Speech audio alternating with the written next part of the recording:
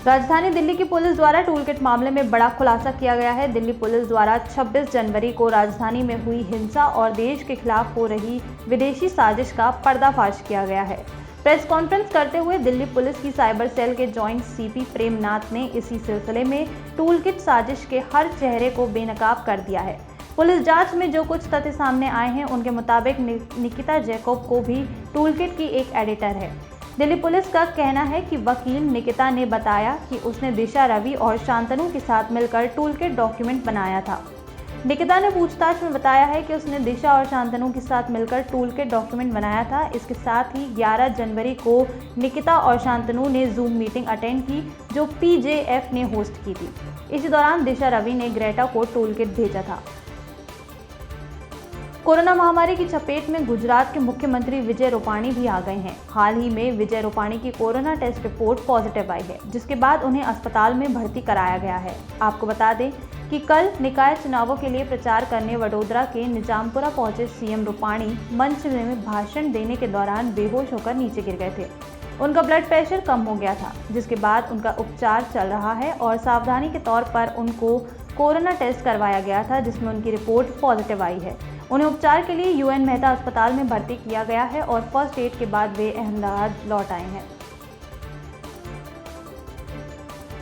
पश्चिम बंगाल विधानसभा चुनाव से पहले मुख्यमंत्री ममता बनर्जी ने आज वीडियो कॉन्फ्रेंसिंग के जरिए प्रदेश में 5 रुपए में खाना खिलाने की योजना शुरू की है। इस योजना का नाम माँ रखा गया है, जिसे तृणमूल कांग्रेस के स्लोगन माँ माटी मानुष से लिया गया है। सीएम ममता बनर्जी ने आज कोलकाता में इस योजना की शुरुआत की। माँ योजना के तहत लोगों को 5 रुपए की थाली में चावल, दाल, एक सब्जी और अंडा करी परोसी जाएगी। इस रसोई घरों का संचालन स्व सहायता समूह करेंगे और ये हर दिन दोपहर 1 बजे से 3 बजे तक खुलेंगे। इस योजना का विस्तार धीरे धीरे पश्चिम बंगाल के अन्य शहरों में भी किया जाएगा। राज्य सरकार ने इस योजना के लिए पहले से ही बजट में प्रावधान कर दिया है। इससे पहले TMC ने लॉकडाउन के दौरान कोरोना से प्रभावित प्रवासी मजदूरों के लिए दिदिर रन्नाघर यानी ममता की रसोई की शुरुआत की थी।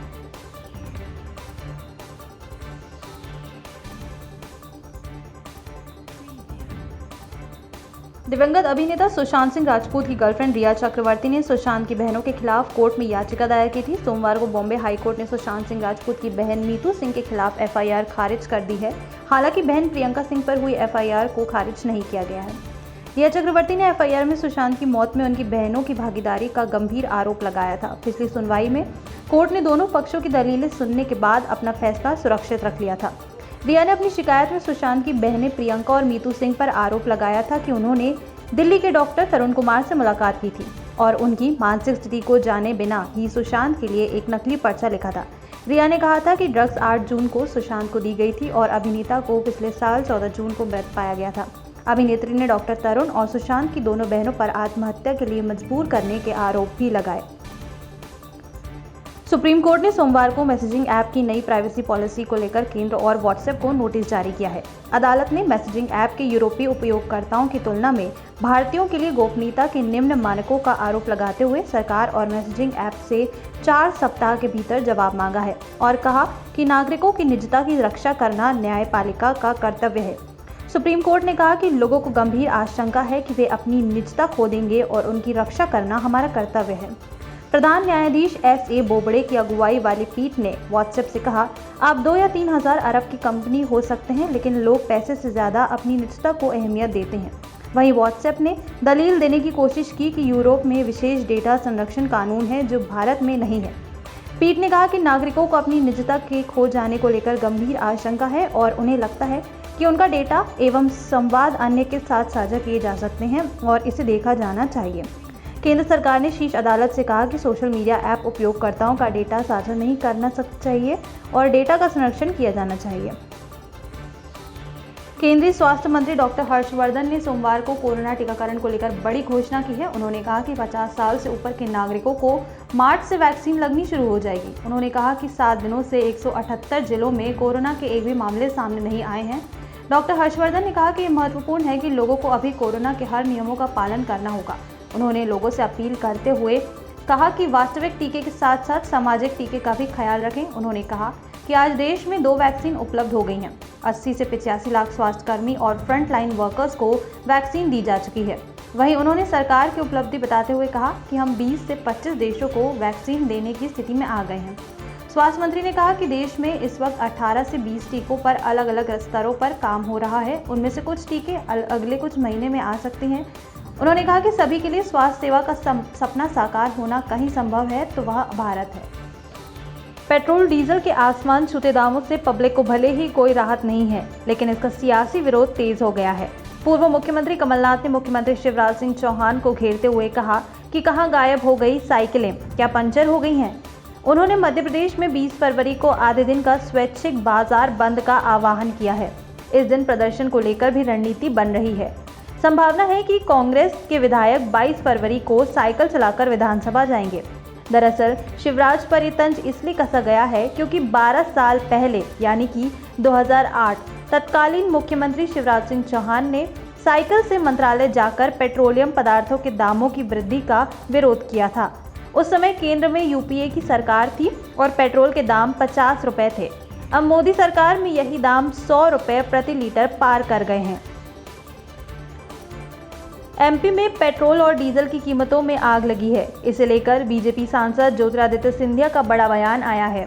उन्होंने कहा कि बढ़ते दामों को लेकर आपने अगर संसद मंत्री धर्मेंद्र प्रधान की बात सुनी होगी तो आपको पता होगा।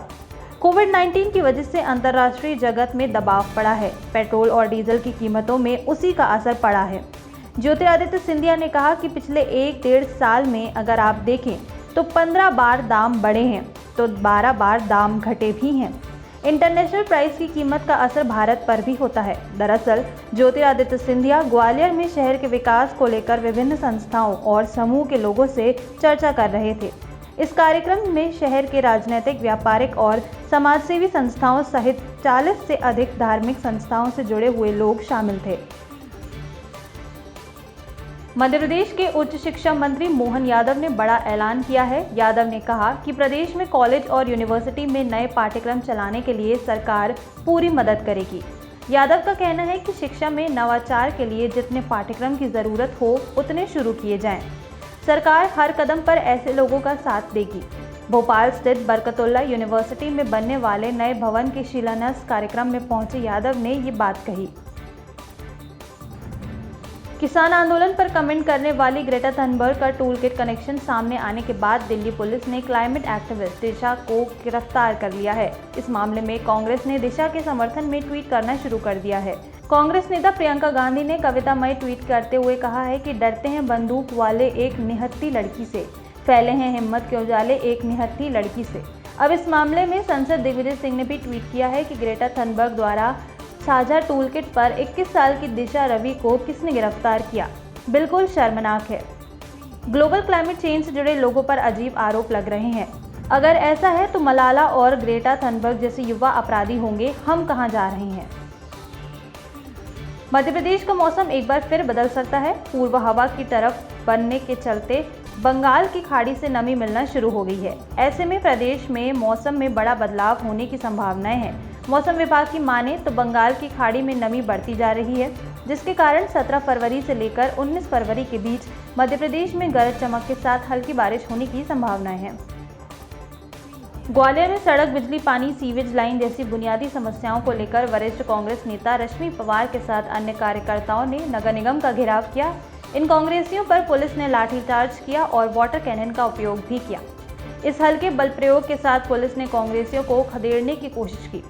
इस कार्रवाई पर कांग्रेस नेता ने कहा कि महिलाओं को बेटी और भांजी कहने वाले मुख्यमंत्री महिलाओं पर ही लाठी चलवाते हैं। इसका जवाब उन्हें जनता ही देगी।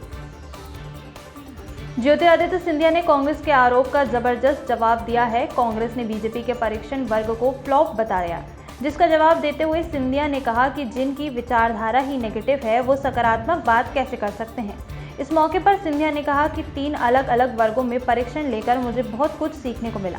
सिंधिया ने कहा कि बीजेपी का यही प्रशिक्षण उसे दूसरी पार्टियों से अलग करता है और सबको एकजुट रखता है।